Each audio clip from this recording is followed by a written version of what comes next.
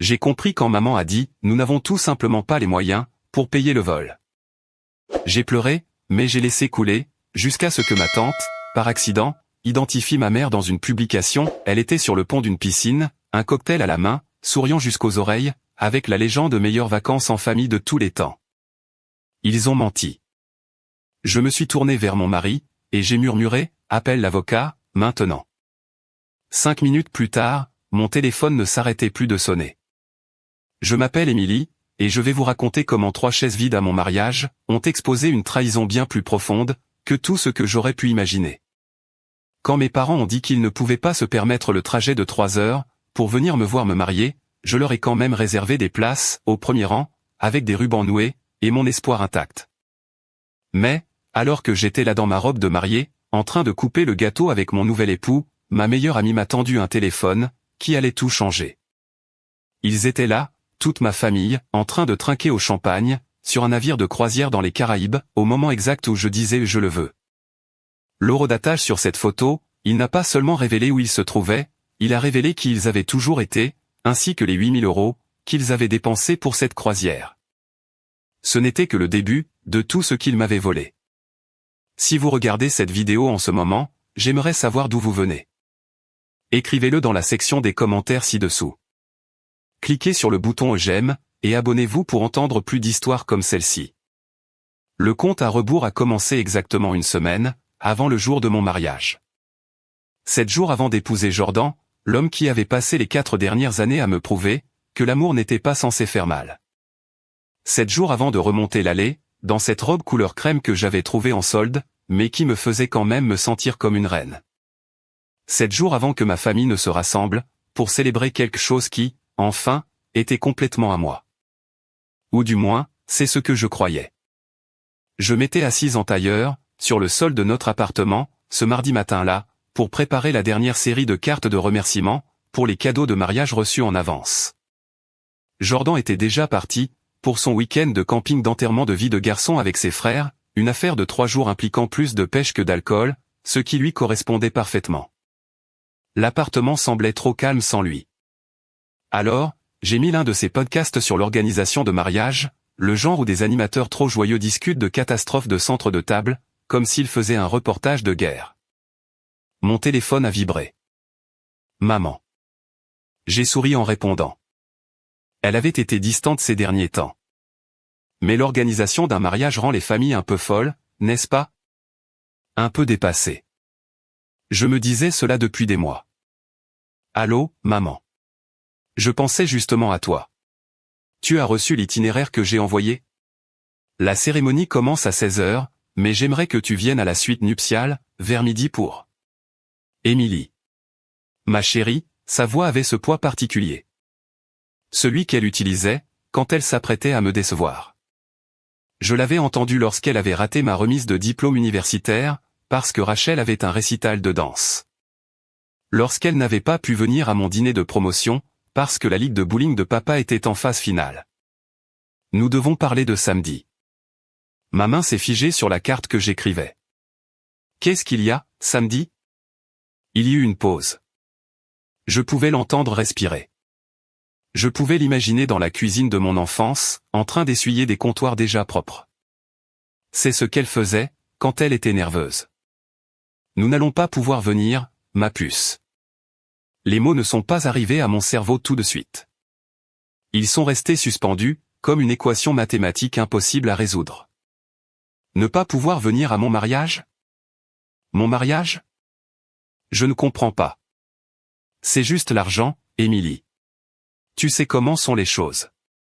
La voiture a eu besoin de nouveaux pneus le mois dernier, les taxes foncières viennent de tomber, et avec le prix de l'essence, conduire 3 heures à l'aller et au retour. Ce n'est tout simplement pas faisable, pour le moment. Faisable? Elle le disait comme si nous discutions d'une transaction commerciale, et non du jour de mon mariage. Maman, j'ai proposé de vous aider pour l'essence. Les parents de Jordan ont une chambre supplémentaire à leur hôtel. Si vous avez besoin d'un endroit où loger, nous pourrions. Ce n'est pas seulement ça, m'a-t-elle coupé, la voix plus tranchante, défensive. Le dos de ton père fait des siennes.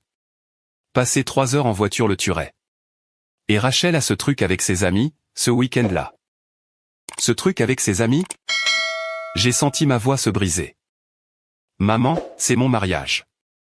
Je le sais, Émilie. Ne sois pas dramatique. Nous fêterons cela à votre retour. Peut-être un bon dîner. Quelque part de spécial. Quelque part de spécial. Comme le Olive Garden où il m'avait emmené, après ma remise de diplôme du lycée, là où Rachel avait pu commander un dessert parce qu'elle avait dû supporter toute la cérémonie ennuyeuse, même si c'était mon jour à moi. Est-ce que papa est là? Je peux lui parler? Il est dans le garage. Tu sais comment il est. Les hommes et les émotions. Elle a ri, mais c'était creux. Il t'aime, ma chérie. Nous t'aimons tous les deux. C'est juste un mauvais timing. Un mauvais timing. Comme si j'avais programmé mon mariage, pour les déranger personnellement. Et Rachel? Est-ce qu'elle? Oh, chérie, je dois y aller. La minuterie de la cuisinière sonne. On s'appelle après, d'accord, pour que tu nous racontes tout? Prends beaucoup de photos. Elle a raccroché avant que je ne puisse répondre. Je suis resté assise là, tenant mon téléphone, fixant la carte de remerciement à moitié écrite. Merci beaucoup pour le magnifique plat de service, Jordan et moi avons hâte de. Hâte de quoi? De l'utiliser lors de dîners de famille, où ma famille ne se présente jamais? J'ai appelé le portable de mon père, messagerie directe. J'ai envoyé un SMS à Rachel, maman dit que vous ne pouvez pas venir au mariage. S'il te plaît, dis-moi que ce n'est pas vrai. Sa réponse est arrivée 3 heures plus tard. Désolé, Serette. L'argent est rare pour tout le monde en ce moment. J'espère que ce sera beau. Suivi de 2 cœurs. Un emoji cœur. Elle m'envoyait un emoji cœur, au lieu de venir à mon mariage. Cette nuit-là, je suis resté dans la baignoire jusqu'à ce que l'eau soit froide, repassant chaque conversation des 6 derniers mois. Comment maman semblait excitée au début. Comment cet enthousiasme s'était progressivement refroidi, comme quelqu'un qui baisse lentement un variateur de lumière. Comment papa était passé de la promesse de danser avec moi, à ne presque plus mentionner le mariage du tout. Jordan m'a appelé depuis son campement, sa voix grésillant à cause de la mauvaise réception. Comment va ma presque femme? Je voulais mentir, pour protéger cette dernière partie de sa fête, de la dysfonction de ma famille. Mais je lui avais promis, il y a des années, de ne plus jamais faire semblant, que tout allait bien quand ce n'était pas le cas. Ils ne viennent pas, ai-je dit. Le silence s'est étiré si longtemps, que j'ai cru que nous avions perdu la connexion. Tes parents? Tous? Maman, papa, Rachel. Ils disent qu'ils n'ont pas les moyens. Émilie, sa voix était prudente, douce. Ils sont allés à Las Vegas le mois dernier, pour ce concert que Rachel voulait voir. Je sais. Ils ont acheté cet ensemble de meubles de terrasse. Je sais, bébé. Ce n'est pas une question d'argent. Je le sais aussi. Nous sommes restés au téléphone jusqu'à ce que sa batterie meure.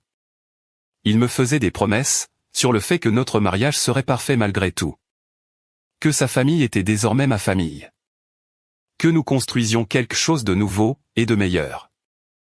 Je voulais le croire. Je me suis enveloppé dans notre couette, essayant d'imaginer un mariage sans le visage de mon père, sans voir ma mère pleurer de joie, sans Rachel à mes côtés. Le reste de la semaine s'est passé dans un flou d'essayages finaux, et de dîners de répétition. La famille de Jordan m'a enveloppé de sa chaleur. Sa mère m'apprenait la recette du pain de mariage traditionnel de leur famille. Ses sœurs se disputaient pour savoir qui fixerait mon voile, s'il bougeait pendant la cérémonie. Mais chaque gentillesse, c'était comme un projecteur braqué sur ce qui manquait. Devrions-nous leur réserver des sièges? A demandé le coordinateur de la salle pendant la répétition. Pour vos parents? Parfois, les gens changent d'avis à la dernière minute. J'ai croisé le regard de Jordan à l'autre bout de la pièce. Il m'a fait un léger signe de tête. Oui, ai-je dit. 3 sièges, premier rang, côté gauche. L'espoir est une chose stupide, et têtue. La nuit précédant le mariage, je n'ai pas pu dormir. Jordan restait chez son frère, une tradition sur laquelle sa mère avait insisté, et l'appartement semblait caverneux sans lui. J'ai sorti mon ordinateur et j'ai fait défiler de vieilles photos. Nous étions tous là à Noël, il y a 3 ans. Maman insistant pour que nous portions des pulls assortis. Papa avec son bras autour de moi, à ma remise de diplôme. Il était venu à la fête après, au moins. Rachel et moi à la plage, l'été avant qu'elle ne commence le lycée, construisant des châteaux de sable et planifiant nos avenirs. Sur chaque photo, nous ressemblions à une famille. Une vraie famille, le genre qui se soutient. J'ai trouvé une vidéo de la remise de diplôme de Rachel. Maman l'avait filmée, et on l'entendait renifler de fierté. « C'est mon bébé », murmurait-elle sans cesse. La caméra tremblait quand Rachel traversait la scène, parce que maman applaudissait trop fort. Elle avait conduit 6 heures pour être là.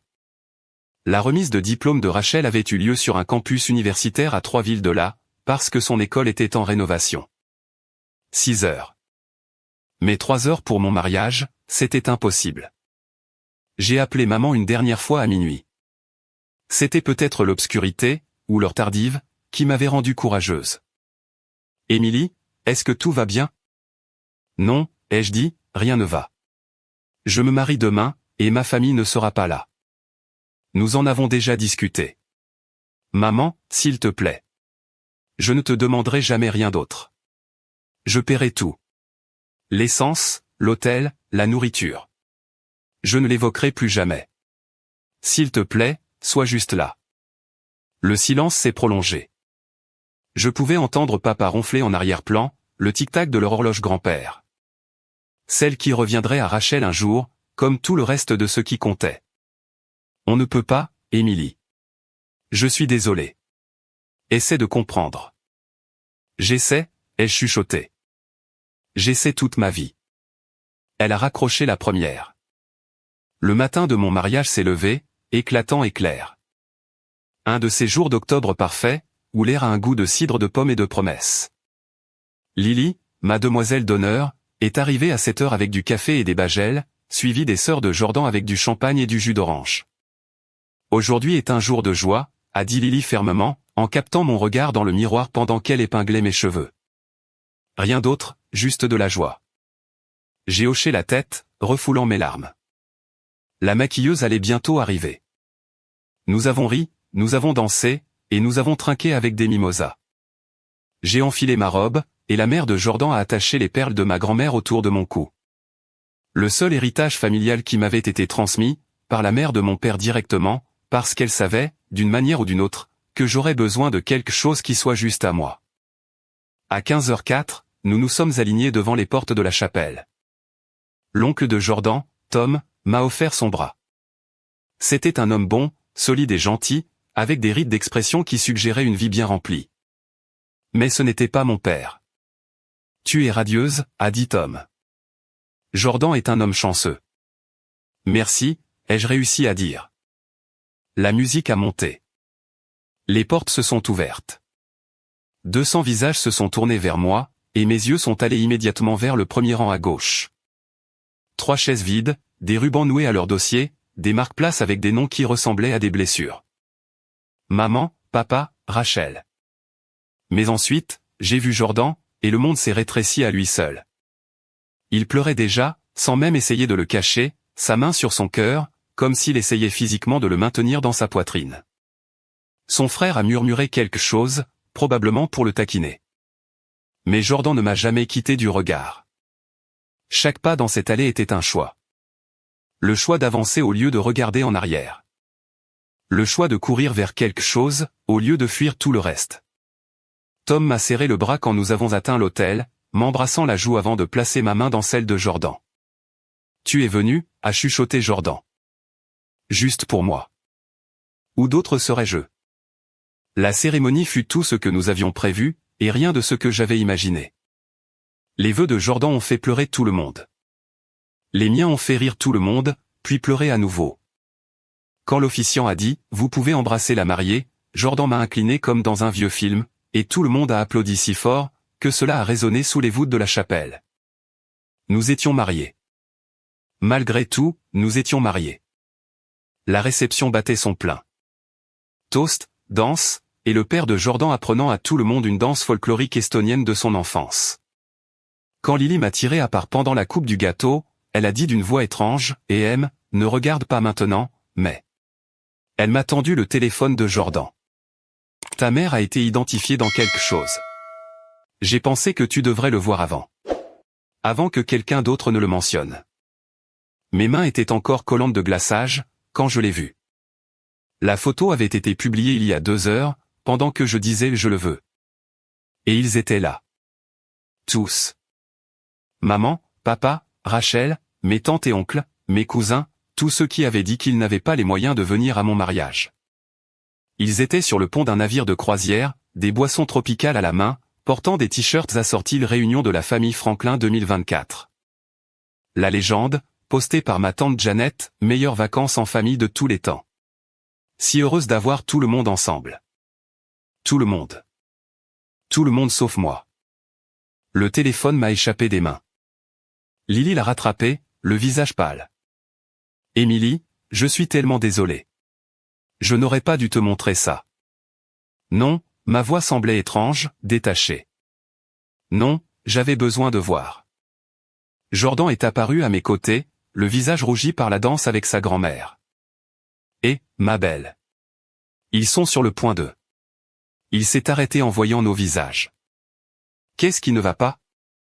Lily lui a tendu le téléphone sans un mot. J'ai regardé son expression changer, j'ai vu la joie quitter son visage, comme l'eau s'écoule d'une tasse brisée. Tu plaisantes là?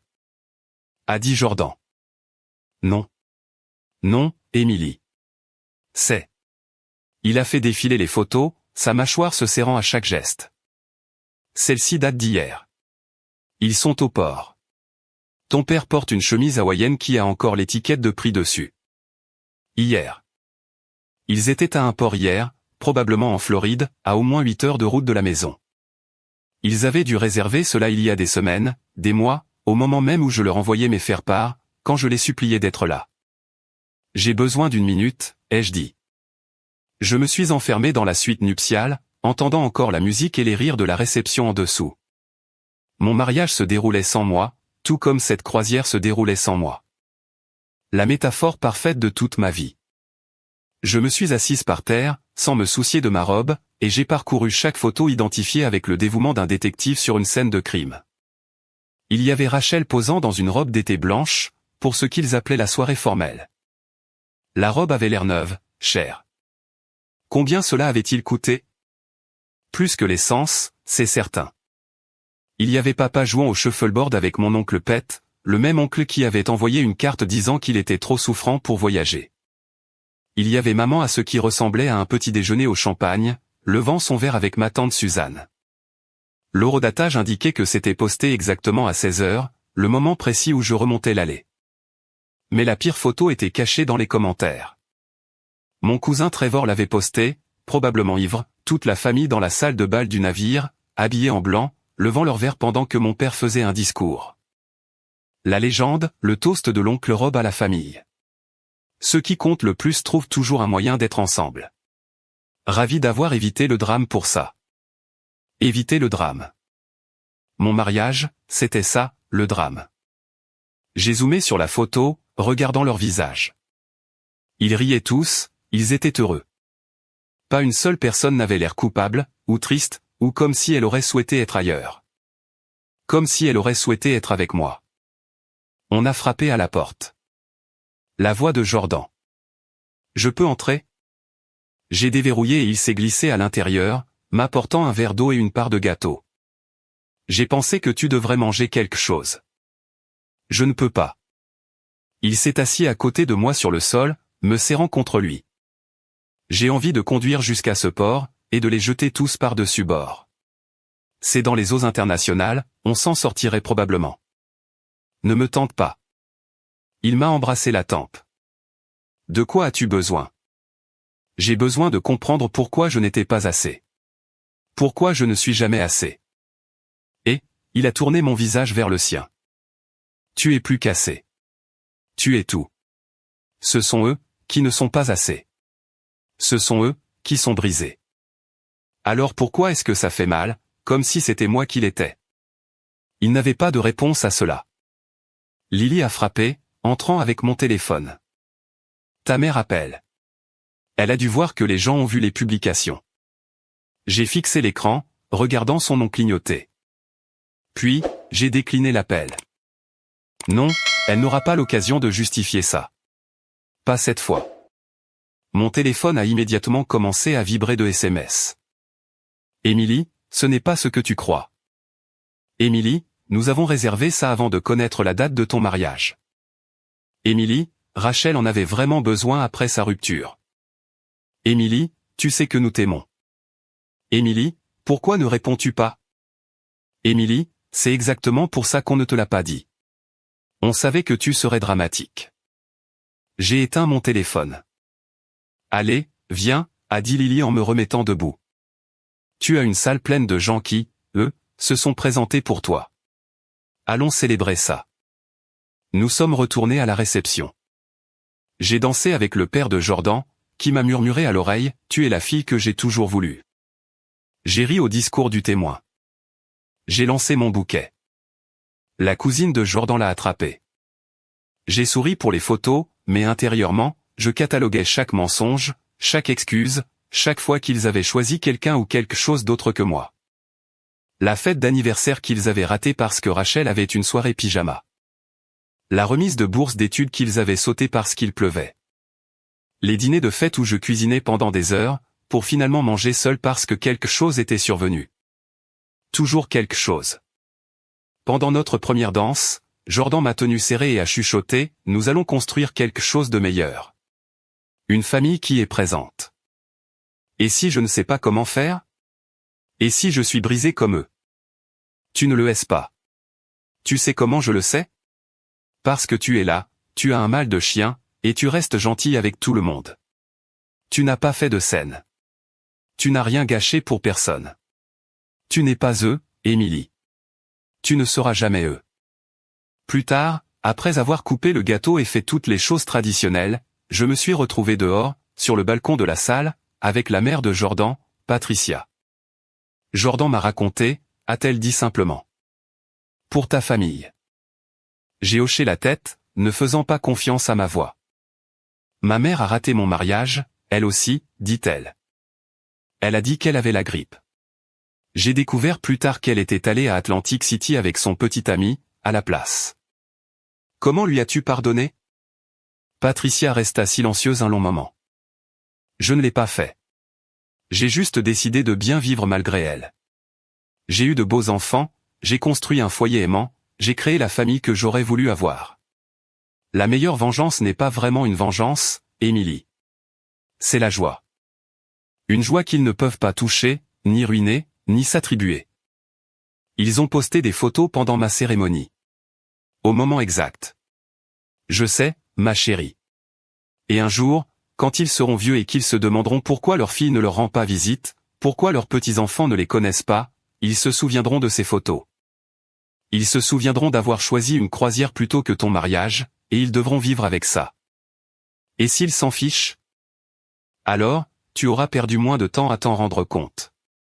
Nous sommes retournés à l'intérieur pour la dernière danse. Le DJ a passé Atlas d'Etta James, et Jordan m'a tenu comme si j'étais faite d'or pur. Les 3 chaises vides étaient toujours là, les rubans parfaits, les marque-places intactes, la preuve physique que j'avais gardé de la place pour des gens, qui n'avaient pas pris la peine de venir. Pendant que nous nous balancions, j'ai vu la sœur de Jordan prendre des photos, en prenant soin d'exclure ces chaises vides du cadre, pour me protéger, même dans les souvenirs. C'est ce que fait une famille, ai-je réalisé. Ils vous protègent de la douleur, ils ne la causent pas. La réception s'est terminée sous les étincelles et les acclamations. Tout le monde s'est aligné pour nous souhaiter bonne chance, alors que nous courions vers la voiture qui nous attendait. Sur le siège arrière, enfin seul, j'ai rallumé mon téléphone. 47 appels manqués, 112 SMS. Les photos de la croisière avaient fait le tour de mon réseau élargi. Les gens comprenaient, assemblaient les pièces du puzzle. Mais il y avait un message qui m'a glacé. D'un numéro que je ne reconnaissais pas, une amie de maman nommée Déborah. Émilie, je suis tellement désolé pour ce qu'ils ont fait. Tu devrais savoir. Ton père a retiré 8 000 € du compte joint le mois dernier pour cette croisière. Le compte que ton grand-père avait ouvert. Ce n'était pas son argent à prendre. J'ai lu le message de Déborah 3 fois, avant que les mots ne pénètrent réellement. Le compte joint, Le compte du grand-père, 8 000 €. Jordan, ma voix est sortie étranglée. Il me frottait le dos, essayant de m'aider à me calmer après le tsunami émotionnel des dernières heures. Qu'est-ce qu'il y a? Je lui ai tendu mon téléphone, j'ai regardé ses yeux parcourir le message, j'ai vu son expression passer de la confusion à la compréhension, puis à la rage.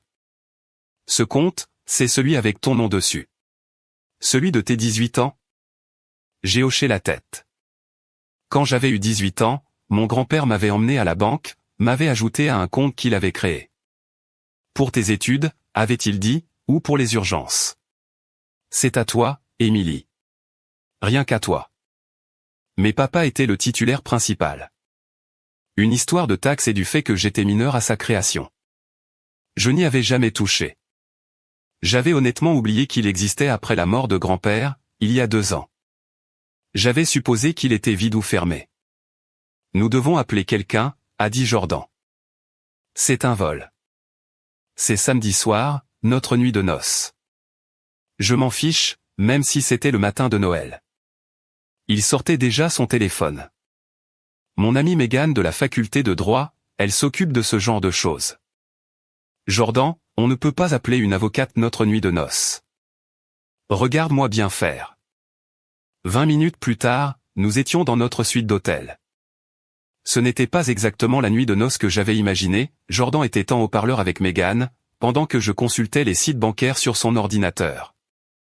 Chaque chose en son temps, a dit Mégane, sa voix très professionnelle malgré l'heure. Émilie, peux-tu accéder au compte en ligne? Je ne sais pas. Je ne l'ai jamais fait. Essaie. Utilise ton numéro de sécurité sociale et vois si tu peux réinitialiser le mot de passe. Mes mains tremblaient pendant que je tapais. Le compte existait. Mon nom était dessus, titulaire secondaire, mais présent. J'ai réinitialisé le mot de passe, je me suis connecté, et j'ai immédiatement regretté de l'avoir fait. L'historique des transactions était comme lire la carte de la trahison de ma famille. Solde initial, il y a 3 ans, 47 000 €. Grand-père avait économisé pour moi toute ma vie. Solde actuel, 2 341 €. Oh mon Dieu, ai-je soufflé. Les retraits défilaient sur la page comme une liste de courses de la déception. 8 000 € le mois dernier pour les frais de vacances. 5 000 € il y a 6 mois, la même semaine où Rachel a eu sa voiture. 3 500 € l'année dernière, quand maman a redécoré le salon. Transaction après transaction, toutes autorisées par papa, vidant ce que grand-père m'avait laissé. Émilie, la voix de Mégane a coupé ma spirale. C'est une fraude. Ton nom est sur le compte. Tu n'as jamais autorisé ces retraits. Nous pouvons porter plainte contre ton père, contre quelqu'un qui t'a volé. Le lien de parenté ne change pas le crime. Jordan faisait les 100 pas, sa veste de costume jetée, son nœud papillon pendant. Il y a plus. Mégane, si c'était destiné à Émilie, si son grand-père l'avait spécifiquement mis de côté pour elle, n'y aurait-il pas de la documentation? C'est possible. Émilie, as-tu des papiers de ton grand-père? Un testament? Quelque chose? J'ai pensé à la boîte sous notre lit, celle que grand-mère m'avait donnée après les funérailles de grand-père. Pour quand tu auras besoin de lui, avait-elle dit. Je ne l'avais jamais ouverte. Nous en avons, mais pas ici. C'est à la maison. Dès lundi matin, je veux que tu ailles déposer une plainte à la police. Ensuite, nous gelons le compte, nous documentons tout, et nous envoyons une mise en demeure formelle à ton père. Émilie, je sais que c'est ta famille, mais... Ils ne le sont pas, ai-je dit doucement. La famille ne fait pas ça. Après avoir raccroché, Jordan et moi nous sommes assis en silence sur le lit d'hôtel, encore dans nos vêtements de mariage, fixant l'écran de l'ordinateur. La transaction la plus récente datait d'hier matin, 67 € pour le forfait Wi-Fi du navire. Ils avaient utilisé mon héritage pour payer Internet, afin de pouvoir poster des photos pendant mon mariage. Je veux le faire, ai-je dit. Déposer la plainte, envoyer la mise en demeure, tout. Tu es sûr? Il n'y aura pas de retour en arrière. Il n'y a de toute façon pas de retour en arrière possible. J'ai montré mon téléphone, qui n'arrêtait pas de vibrer. Regarde ça. Les photos de la croisière étaient devenues virales dans notre petite ville. Les gens commentaient, partageaient, exprimaient leur choc. Mon professeur d'anglais du lycée a écrit « Je ne peux pas croire qu'ils aient raté ton mariage pour ça ». La tante de Jordan a posté « Certaines personnes ne méritent pas les familles qu'elles ont ». Mais la famille contre-attaquait. Rachel a posté « Les gens ne connaissent pas toute l'histoire ». Émilie a toujours été dramatique. Nous avions besoin de ces vacances pour notre santé mentale. La santé mentale. Ma sœur utilisait le langage de la thérapie pour justifier son abandon. Maman a tenté de limiter les dégâts, nous avions prévu cette croisière il y a 1 an. Émilie a programmé son mariage en sachant que nous avions des projets. C'était un mensonge si audacieux que j'en ai eu le souffle coupé. J'avais envoyé les faire-part il y a 8 mois. Elle m'avait aidé à choisir la date. J'ai fini, ai-je dit à Jordan. J'ai fini de prétendre qu'il m'aime. Fini de leur trouver des excuses. Fini d'être celle qui comprend. Tant mieux, dit-il farouchement. Il était temps. J'ai pris mon téléphone et j'ai rédigé une publication Facebook. Jordan a lu par-dessus mon épaule. Merci à tous ceux qui ont célébré avec nous aujourd'hui. À ceux qui n'ont pas pu venir, vous nous avez manqué. À ceux qui ont choisi de ne pas venir, votre absence était un cadeau. Cela m'a montré qui est ma vraie famille. PS. Si vous vous posez des questions sur les chaises vides et les photos, regardez les tags de la croisière d'aujourd'hui. Parfois, les gens vous montrent exactement qui ils sont. Croyez-les. Tu es sûr? A demandé Jordan. J'ai cliqué sur publier. Puis j'ai rappelé Megan. Dans combien de temps peux-tu envoyer cette mise en demeure? Je peux la rédiger ce soir. L'envoyer dès demain matin. Fais-le. Le téléphone a sonné immédiatement. Maman, décliné. Papa, décliné. Rachel, décliné. Numéro inconnu, probablement l'un d'eux sur le téléphone de quelqu'un d'autre. Décliné. Jordan m'a doucement pris le téléphone, et l'a éteint. Demain. Nous nous occuperons de tout cela demain. Mais demain est arrivé plus vite que prévu. À 3 heures du matin, quelqu'un a frappé à la porte de notre chambre d'hôtel. La sécurité de l'hôtel se tenait là avec un homme que je ne reconnaissais pas. Madame Peters, ceci a été laissé pour vous à la réception. Le monsieur a dit que c'était urgent. Une enveloppe. Mon nom, écrit de la main de mon père. J'ai attendu que la sécurité parte pour l'ouvrir. À l'intérieur, une seule feuille de papier. L'écriture soignée de papa. Émilie, arrête ça maintenant avant de tout gâcher. Tu ne comprends pas ce que tu fais. Cet argent est compliqué. La succession de ton grand-père est compliquée. Si tu continues, tu détruiras plus que notre simple relation. Tu détruiras son héritage. Nous devons nous parler en personne. Pas d'avocat. Papa, j'ai ri. J'ai vraiment ri. Maintenant, il veut parler. Maintenant, c'est urgent. Jordan a lu la lettre, la mâchoire serrée. Son héritage? Il a volé ton héritage. Mon téléphone, même éteint, semblait pulser d'une énergie contenue. Je savais qu'en le rallumant, il y aurait une avalanche, messages, appels, accusations, culpabilité, manipulation. Laisse-les paniquer, a dit Jordan en me ramenant vers le lit. Laisse-les se demander ce que tu vas faire. Laisse-les ressentir ce que c'est que d'être mis à l'écart. De ne pas savoir ce qui se passe, d'être impuissant. Mais je n'arrivais pas à dormir. Je n'arrêtais pas de penser à ce compte, à grand-père déposant soigneusement de l'argent pendant 23 ans, argent d'anniversaire, de Noël, probablement ses chèques de sécurité sociale vers la fin. Tout pour moi, tout avait été volé. À 7 heures du matin, j'ai allumé mon téléphone. 183 appels manqués, 294 SMS, 47 notifications Facebook. Mais un message sortait du lot, provenant d'un numéro inconnu. Émilie, c'est Robert Harrison, l'avocat de votre grand-père. J'ai été alerté d'activités préoccupantes concernant la succession de votre grand-père. Veuillez m'appeler immédiatement. Il y a des choses sur votre héritage que vous devez savoir. J'ai regardé Jordan. On est dimanche matin. Appelle-le. Robert Harrison a répondu à la première sonnerie. Sa voix était vieille mais vive, comme un whisky d'âge. Émilie, Dieu merci. J'essaie de vous joindre depuis 2 ans. 2 ans? Depuis que grand-père est mort?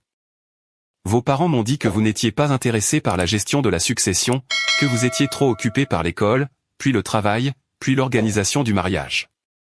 Un autre mensonge.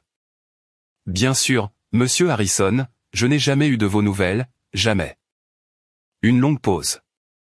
Je vois. Eh bien, cela change considérablement les choses. Pouvez-vous me rencontrer demain? Il y a pas mal de choses dont nous devons discuter. Amenez votre mari. Vous voudrez un témoin pour cela. Est-ce à propos du compte? Celui que mon père a vidé? Oh ma chère enfant, ce compte est le cadet de nos soucis. Votre grand-père vous a tout laissé. La maison, les investissements, les propriétés. Vos parents vivent dans votre maison, Émilie. Et si ce que je vois dans ces relevés bancaires est correct, ils vous volent depuis 2 ans. Le téléphone m'a échappé des mains, mes doigts étaient engourdis. Jordan l'a rattrapé, a pris le relais de la conversation, a organisé le rendez-vous. Je me suis assise sur le lit de l'hôtel, dans ma robe de nuit de noces, essayant de digérer ce que je venais d'entendre. Ma maison. Ils vivent dans ma maison. La maison où il m'avait dit qu'il n'y avait pas de place pour moi, quand je venais en visite. La maison où il m'avait dit que je ne pouvais pas faire ma réception de mariage, parce que ce serait trop de problèmes. La maison qu'il rénovait avec mon argent. Émilie. Jordan s'est agenouillé devant moi, me prenant les mains. Nous allons arranger ça. Tout. Il savait, elle chuchotait. Tout ce temps. Il savait. Chaque fois qu'il disait qu'il n'avait pas les moyens pour quelque chose, qu'il ne pouvait pas m'aider, qu'il ne pouvait pas être là. Il dépensait mon argent, vivant dans ma maison. Mon téléphone a vibré. Un SMS de Rachel, tu es en train de détruire cette famille. J'ai répondu, non, j'ai juste fini d'être celle qui se fait détruire. Puis j'ai fait quelque chose que j'aurais dû faire il y a des années. Je les ai tous bloqués, maman, papa, Rachel, chaque tante et oncle qui avaient choisi une croisière plutôt que mon mariage. Chaque cousin qui avait ri de l'évitement du drame. Et maintenant? A demandé Jordan. Maintenant? Je me suis levée, me sentant soudain plus forte que je ne l'avais été depuis des années. Maintenant, nous rentrons à la maison. Nous prenons la boîte de grand-père. Nous rencontrons l'avocat. Et nous reprenons tout ce qu'ils ont volé. Pas seulement l'argent, ma dignité, mon estime de soi, ma conviction que je comptais. Tout. Et ensuite. Ensuite, nous construirons cette famille meilleure, dont tu parlais. Celle qui est présente. Il m'a embrassé. Et pendant un instant, dans cette chambre d'hôtel, avec le soleil du matin filtrant à travers les rideaux, j'ai ressenti quelque chose que je n'avais pas ressenti depuis des années. Pas de la joie, exactement. Pas encore. Mais de la liberté. La liberté du poids d'essayer de gagner un amour, qui n'allait jamais m'être donné. La liberté du mensonge, selon lequel j'étais le problème. Dehors, mon téléphone s'illuminait de notifications. La publication avait été partagée plus de 1000 fois. Les messages affluaient de personnes que j'avais oubliées, amis d'enfance, parents éloignés, enseignants, voisins, tous des variations sur le même thème. Nous n'avions aucune idée. Nous sommes tellement désolés. Tu méritais mieux. Oui, je pensais que je méritais mieux. Et enfin, j'allais l'obtenir. Le dernier message que j'ai vu, avant que Jordan ne me reprenne mon téléphone, provenait de l'amie de ma mère, Déborah, celle qui m'avait parlé du vol en premier. Ton grand-père serait fier. Il disait toujours que tu étais la seule à avoir de la force de caractère dans cette famille. Batte-toi contre eux, Émilie. Batte-toi avec tout ce que tu as. J'avais bien l'intention de faire exactement cela. Le lundi matin est arrivé, avec ce genre de clarté croquante, qui vous fait croire au nouveau départ. Jordan et moi étions assis dans le bureau de Robert Harrison, une pièce lambrissée de bois qui sentait le cuir et les vieux livres. Le genre d'endroit où les choses importantes se passent. La boîte de dessous notre lit était posée entre nous, toujours fermée. Monsieur Harrison ressemblait exactement à ce que j'avais imaginé, cheveux argentés, regard vif, portant un costume 3 pièces qui était probablement son uniforme depuis 40 ans. Mais son expression, quand il me regardait, était douce, presque paternelle. Votre grand-père parlait de vous constamment, dit-il en s'installant derrière son bureau. Émilie par-ci, Émilie par-là. Vous étiez sa fierté et sa joie. Alors pourquoi? Ma voix s'est brisée. Pourquoi a-t-il tout laissé d'une manière qui leur a permis de voler? Il ne l'a pas fait. Monsieur Harrison a sorti un dossier épais. Votre grand-père était beaucoup de choses, mais il n'était pas naïf. Il savait exactement de quoi vos parents étaient capables. Il a étalé les documents sur le bureau comme on distribue des cartes, papiers de fiducie, relevés bancaires, titres de propriété. Votre grand-père a créé une fiducie en béton. Vous deviez tout recevoir, la maison, les comptes d'investissement, les propriétés locatives, à votre 25e anniversaire ou le jour de votre mariage, selon la première éventualité. Votre père n'a été nommé qu'exécuteur temporaire, pour gérer les choses jusque-là. Mais j'ai 26 ans. J'ai 26 ans depuis 8 mois. Oui. Et votre père était légalement tenu de tout vous transférer en février dernier. Il ne l'a pas fait. Jordan s'est penché en avant. C'est une fraude. Ce sont de multiples délits, a corrigé monsieur Harrison. Votre père a perçu les loyers de 3 propriétés, environ 4 500 € par mois. Cela aurait dû vous revenir. Il vit dans une maison qui vous appartient légalement. Et il a systématiquement vidé des comptes qui étaient censés être protégés. Combien? Ai-je demandé. Au total. Combien devrais-je avoir? Monsieur Harrison a consulté ses papiers. D'après la dernière comptabilité que votre grand-père a faite, plus la plus-value et les intérêts, environ 380 000 € d'actifs, plus 60 000 € supplémentaires sur les comptes. La pièce a tourné. J'ai saisi la main de Jordan. Ils m'ont dit que grand-père leur avait tout laissé, ai-je chuchoté. Qu'il m'avait laissé quelques bons d'épargne qui ne parviendraient pas à échéance avant des années. Ouvrez la boîte, a dit doucement monsieur Harrison. D'une main tremblante, j'ai soulevé le couvercle.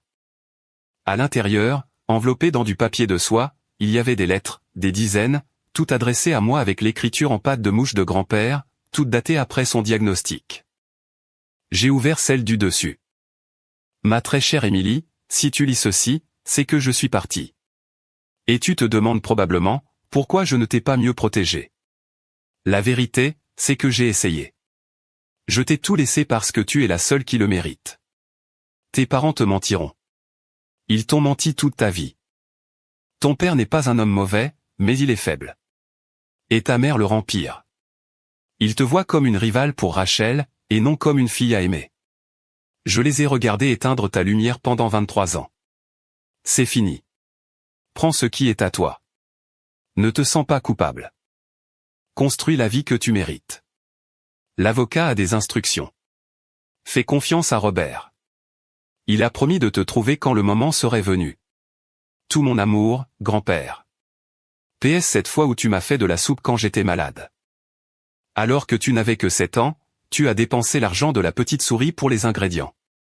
C'est là que j'ai su que tu étais spécial.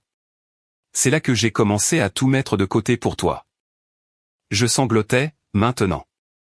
Un pleur hideux dans ce bureau impeccable.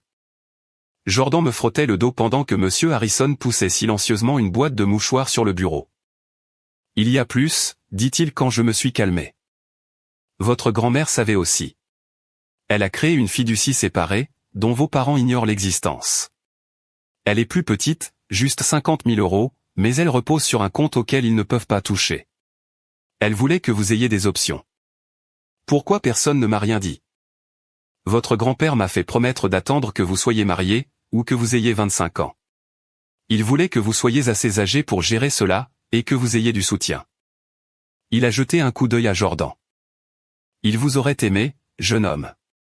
Il appréciait les gens qui protégeaient Émilie. Alors, on fait quoi? A demandé Jordan.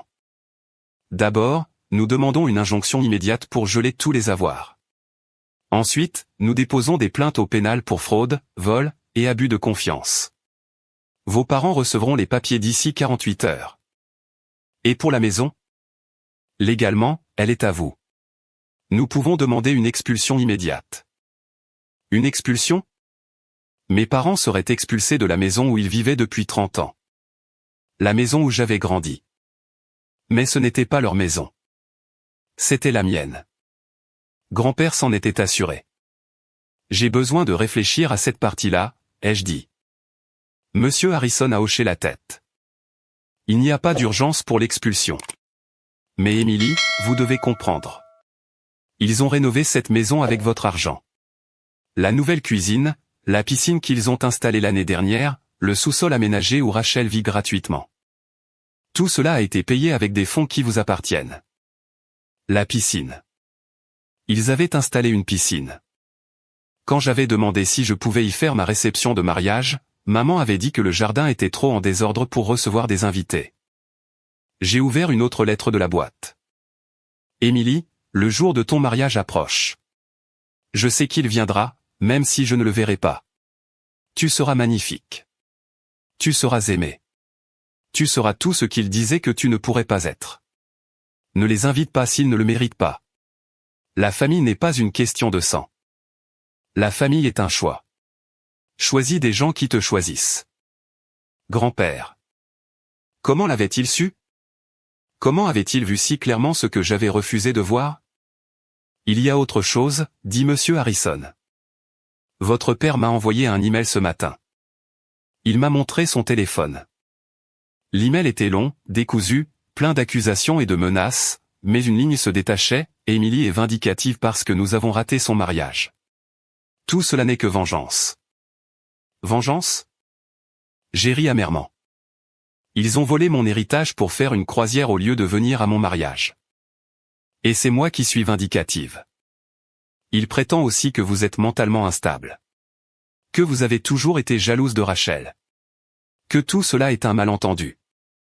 Évidemment. Le téléphone de Jordan a vibré. Il m'a montré l'écran. Une publication Facebook de Rachel, ma sœur essaie de détruire notre famille pour de l'argent. Elle s'est mariée et maintenant elle pense qu'elle est trop bien pour nous. Certaines personnes montrent leur vrai visage quand elles trouvent un homme. Triste. Les commentaires étaient brutaux.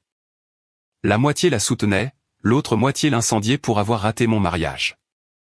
Quelqu'un avait pris une capture d'écran de ma publication originale, et l'avait mise côte à côte avec les photos de la croisière.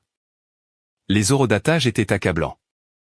Laissez-les parler, a conseillé Monsieur Harrison. Tout ce qu'ils disent pourra être utilisé au tribunal. Ils admettent avoir été sur cette croisière pendant votre mariage. Ils admettent être au courant pour l'argent. Ils sont en train de se pendre eux-mêmes. Nous avons signé des papiers pendant les 2 heures suivantes. Injonction, ordre de gel, plainte formelle. À chaque signature, j'ai senti quelque chose changer. Pas plus léger, exactement. Mais plus propre, comme si on coupait des tissus morts pour que les parties saines puissent guérir. Au moment de partir, Monsieur Harrison m'a tendu une dernière enveloppe. Votre grand-père a laissé des instructions spécifiques pour que ceci vous soit remis après votre mariage. Je l'ai ouverte dans la voiture. Emily, à l'heure qu'il est, tu connais la vérité. Tu sais ce qu'ils t'ont pris. Mais voici ce qu'ils n'ont jamais pu prendre, ta gentillesse, ta force, ta capacité à aimer malgré le fait de ne pas avoir été aimé. Je te laisse plus que de l'argent. Je te laisse la liberté. La liberté de ne plus jamais mendier des miettes d'affection. La liberté de construire ta propre famille. La liberté d'être exactement qui tu es. Tes parents diront des choses terribles sur toi. Laisse-les dire. Ta vérité est plus forte que leurs mensonges. Sois heureuse, ma chérie. Sois si magnifiquement heureuse que cela les brûle. Grand-père. Les papiers ont été signifiés un mercredi. Je le savais parce que maman a appelé la mère de Jordan 47 fois en 3 heures, la suppliant de me faire entendre raison. Patricia, que Dieu la bénisse, a dit à maman que j'étais parfaitement raisonnable, et elle a raccroché. Le jeudi, toute la ville était au courant. Non pas parce que j'avais dit quoi que ce soit, mais parce que papa s'est rendu au groupe de prière de leur église, et a demandé à tout le monde de prier pour leur fille égarée, qui avait choisi l'argent plutôt que la famille. Quelqu'un l'a enregistré. Quelqu'un d'autre l'a posté. En quelques heures, le mot-clé choisit l'argent plutôt que la famille était en tendance locale. Mais pas de la manière que papa l'avait prévu. Les gens ont commencé à partager leurs propres histoires. La fois où mes parents avaient emprunté de l'argent au fond de l'église, et ne l'avaient jamais remboursé. La collecte de fonds qu'ils avaient organisée pour la chirurgie d'urgence de Rachel, qui s'était avérée être une rhinoplastie. Les mensonges, la manipulation, le schéma consistant à profiter de la bonté de tout le monde. Mais le véritable tournant est venu d'une source inattendue, l'ex-petit ami de Rachel, Marcus. Il a posté une vidéo qui est devenue vraiment virale. « Je suis sorti avec Rachel pendant 3 ans, dit-il, regardant directement la caméra. J'ai vu comment cette famille traitait Emily.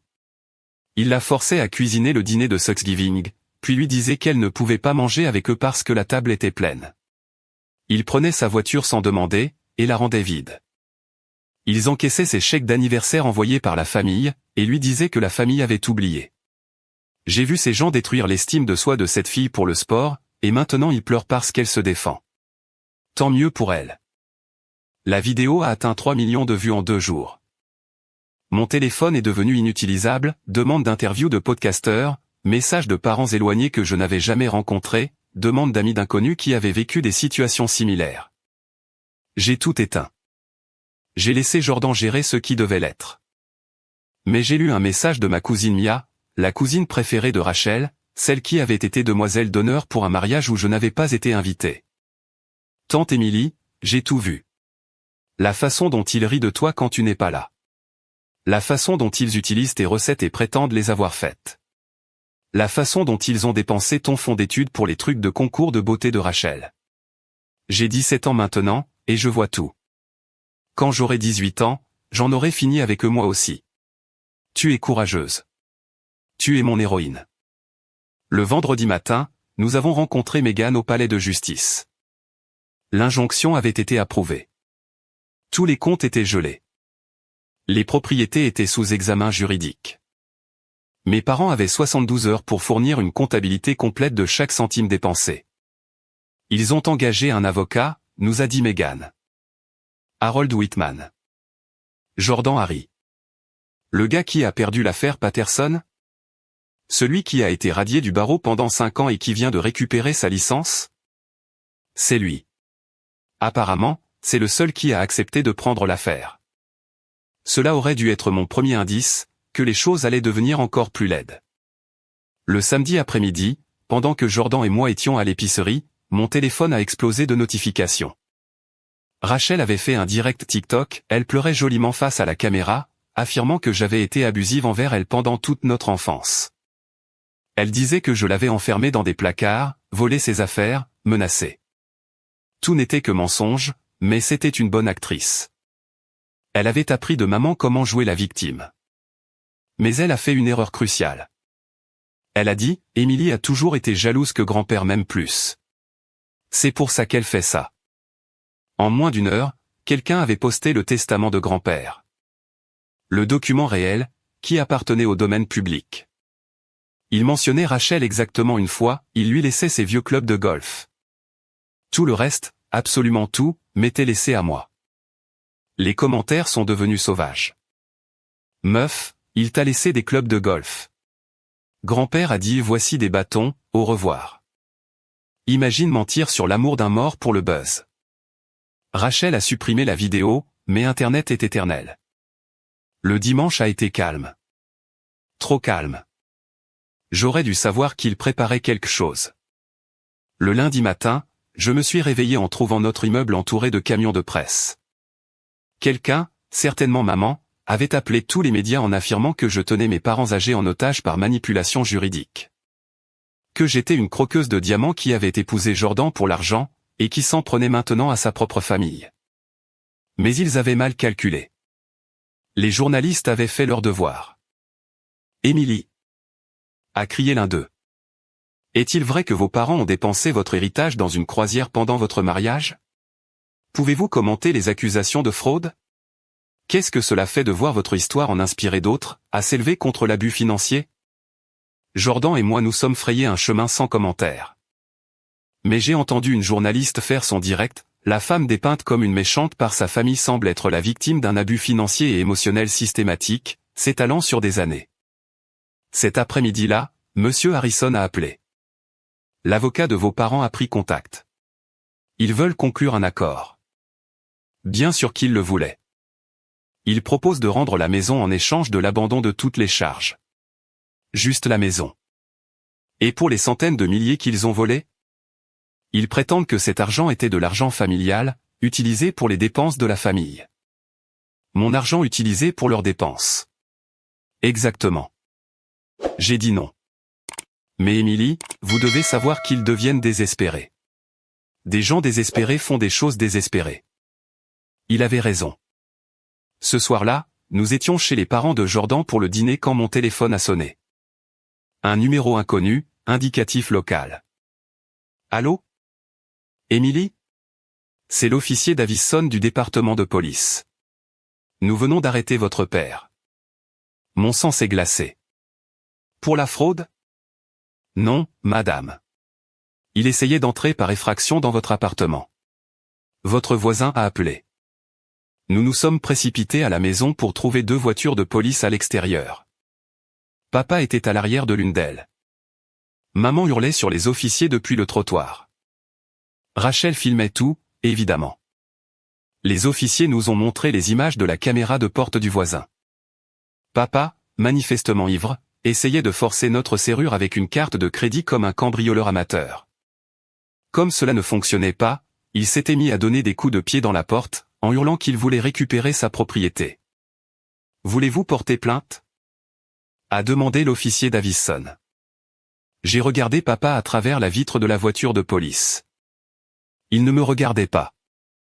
Il tapait des SMS sur son téléphone, essayant probablement de manipuler cette situation aussi. Oui, ai-je dit. Je le veux. Maman s'est alors précipitée vers moi, et pendant une seconde, j'ai cru qu'elle allait me frapper. Jordan s'est interposé. Comment as-tu pu? A-t-elle crié. Ton propre père. Nous t'avons élevé. Non, ai-je dit, trouvant enfin ma voix. Vous avez élevé Rachel. Vous m'avez toléré, et vous m'avez volé. À chaque fois que vous en avez eu l'occasion. Nous t'avons donné la vie. Et ensuite, vous avez passé 26 ans à essayer de me faire regretter que vous l'ayez fait. Cela l'a fait taire. C'était peut-être trop dur. Peut-être était-ce juste assez dur. Alors que les voitures de police s'éloignaient, Rachel s'est approchée. Tu as tout ruiné, a-t-elle dit. Je suis censé me marier l'année prochaine. Comment suis-je censé faire un mariage maintenant? Avec ton propre argent, ai-je suggéré. Je te hais. Je sais, ai-je dit tristement. Tu m'as toujours haï. La différence, c'est que maintenant, je m'en fiche. Le procès pénal était prévu pour dans 3 mois, mais l'affaire civile a avancé plus vite. En 6 semaines, le juge a tranché en ma faveur sur tous les points. La maison était à moi. L'argent restant était à moi. Les propriétés locatives étaient à moi. L'accusation d'effraction de papa a pesé lourdement dans la balance. Il avait violé l'ordonnance restrictive que j'avais déposée, avait été pris en flagrant délit à la caméra en train de forcer mon domicile, et m'avait envoyé 43 SMS menaçants depuis l'arrière de la voiture de police. Son avocat l'a laissé tomber le lendemain. Maman a tenté une dernière manipulation. Elle a appelé la mère de Jordan en pleurant, disant qu'elle avait un cancer et qu'elle avait besoin de sa famille autour d'elle. Patricia, la femme sage qu'elle est, a répondu, c'est terrible, Hélène. Quel oncologue consultez-vous? J'enverrai des fleurs à votre prochain rendez-vous. Maman a raccroché, et n'a plus jamais rappelé. La maison m'a paru étrange quand j'y suis enfin entré. Ils étaient partis à la hâte, forcés par le shérif, n'emportant que ce qu'ils pouvaient prouver leur appartenir, ce qui s'est avéré peu de choses. Même les meubles avaient été achetés avec mon argent. J'ai retrouvé ma chambre d'enfant exactement comme je l'avais laissée, quand je suis parti à 18 ans.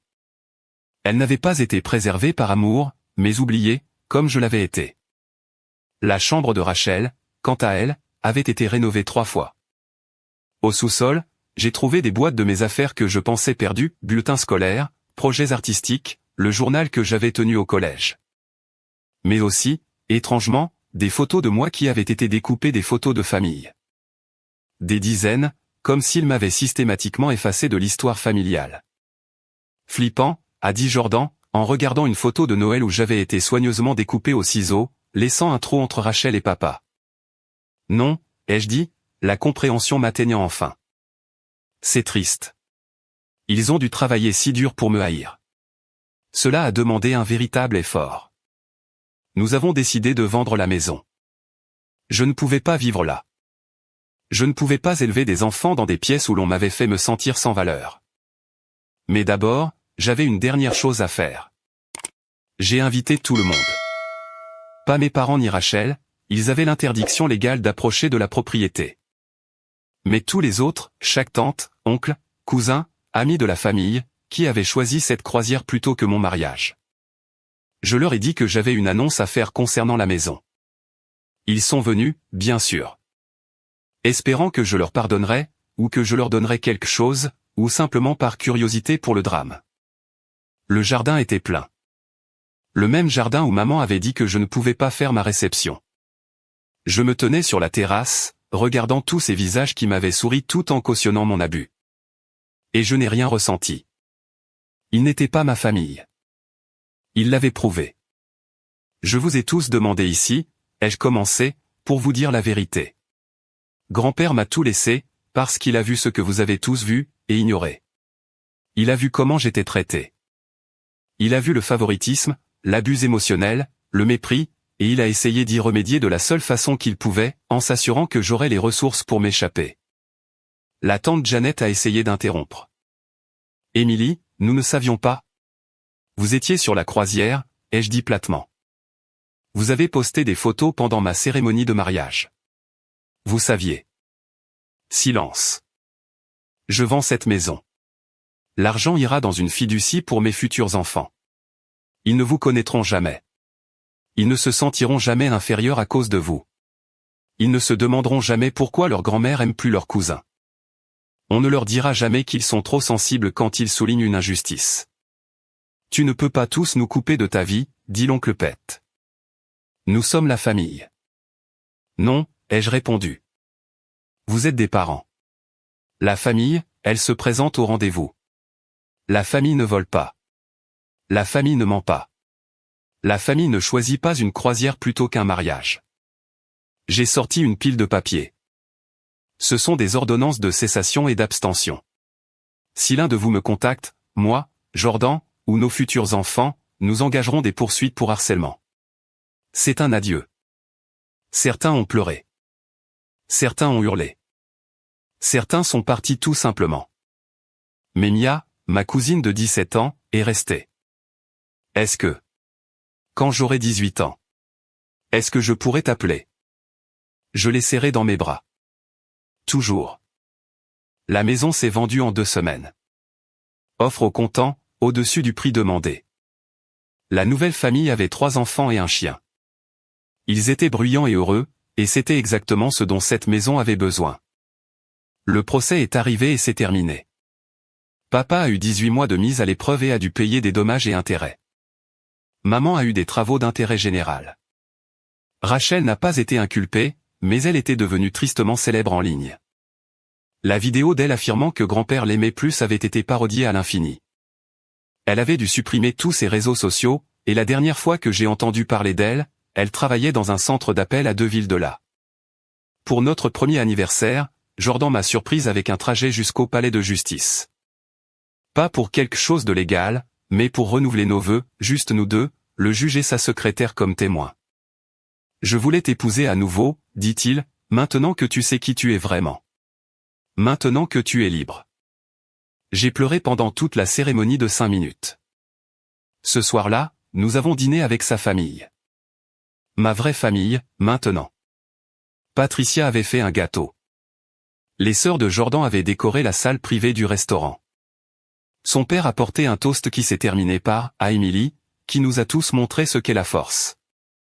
Plus tard, alors que nous étions assis sur le balcon de notre appartement, j'ai sorti une dernière lettre de la boîte de grand-père.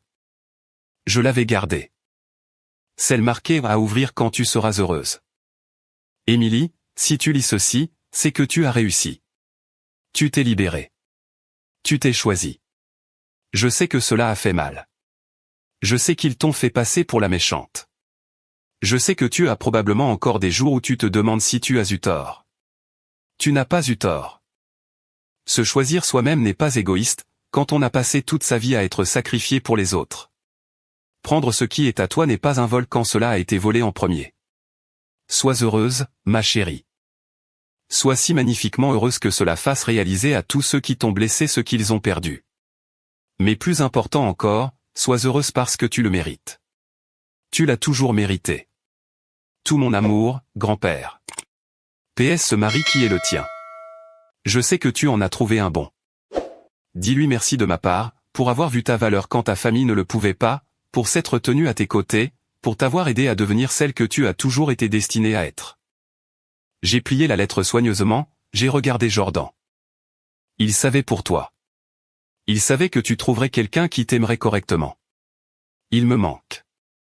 Il est là, a dit Jordan, désignant notre vie, notre maison, notre liberté. Dans chaque choix que tu fais pour te valoriser. Dans chaque limite que tu fixes. Dans chaque moment où tu choisis la joie plutôt que la culpabilité. 2 ans plus tard, quand notre fille est née, nous l'avons nommée Grace, d'après la mère de grand-père dont j'avais trouvé la photo dans ses papiers. Une femme qui avait aussi été la brebis galeuse, qui s'était aussi choisie, qui avait aussi vécu magnifiquement malgré la désapprobation de sa famille. Maman a envoyé une carte quand l'annonce de naissance est parue dans le journal local. Simplement signée grand-mère. Je l'ai renvoyée sans l'ouvrir. Rachel a pris contact une fois par l'intermédiaire d'un avocat, demandant si je l'aiderais pour ses frais de mariage puisque la famille s'entraide. J'ai renvoyé un chèque de 50 €. Dans la ligne mémo, j'ai écrit « Le montant exact que tu as donné pour mon cadeau de mariage. La famille est de la famille de manière égale. » Le chèque n'a jamais été encaissé. La semaine dernière, je suis passé devant l'ancienne maison. La nouvelle famille l'avait peinte en jaune, ajouté une balançoire, planté un jardin. Des vélos d'enfants étaient éparpillés sur la pelouse que je tondais autrefois, pendant que Rachel prenait le soleil. Cela ressemblait à un foyer, maintenant. Pas une maison où quelqu'un était toléré, mais un foyer où tout le monde était aimé. C'est ce que grand-père m'a donné à la fin. Pas seulement de l'argent ou des biens, mais la chance de construire un foyer comme celui-là. Une famille comme celle-là. Une vie où être présent n'est pas exceptionnel, c'est attendu. Mon téléphone a vibré. Jordan m'envoyait un SMS du travail, dîner chez maman ce soir. Elle a fait cette soupe que tu adores. J'ai souri, en répondant, je ne manquerai ça pour rien au monde. Parce que c'est ce que fait une famille. Ils sont présents. Et maintenant, enfin, moi aussi. Si votre famille devait choisir entre des vacances et votre mariage, voudriez-vous connaître la vérité sur leur choix? Faites-le moi savoir dans les commentaires ci-dessous. Et n'oubliez pas de liker et de vous abonner pour plus d'histoires sur les familles dans lesquelles nous sommes nés, par rapport à celles que nous choisissons de construire.